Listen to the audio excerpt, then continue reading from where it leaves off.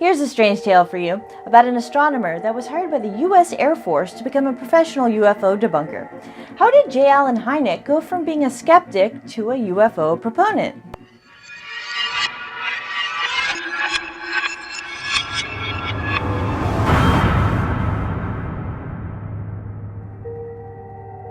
Born in Chicago, Hynek became interested in astronomy at a young age. As a teen, he became interested in the occult. He is best known for his research in UFOs.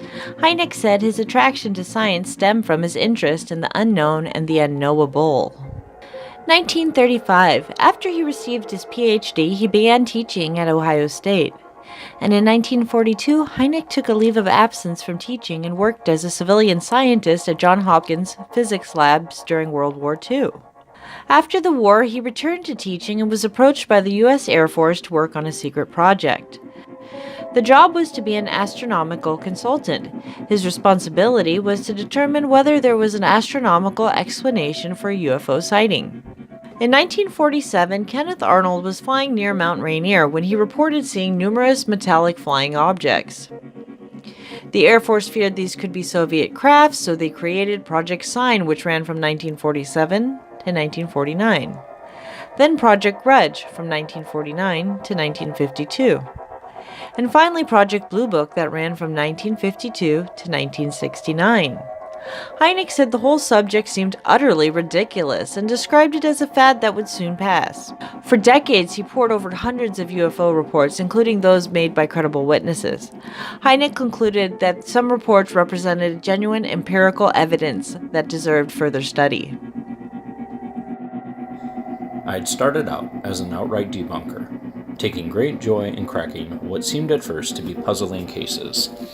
I was the arch enemy of those flying saucer groups and enthusiasts who very dearly wanted UFOs to be interplanetary. My own knowledge of those groups came almost entirely from what I heard from Blue Book personnel. They were all crackpots and visionaries. My transformation was gradual, but by the late 60s it was complete.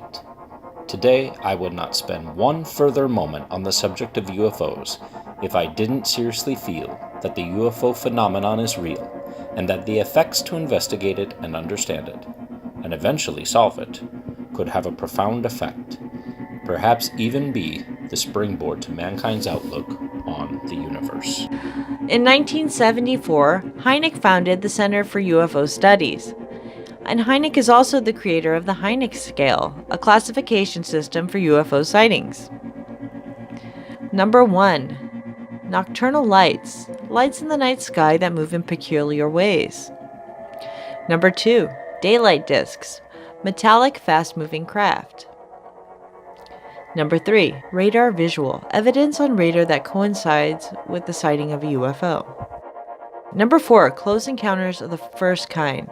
Visual sighting of an unidentified flying object.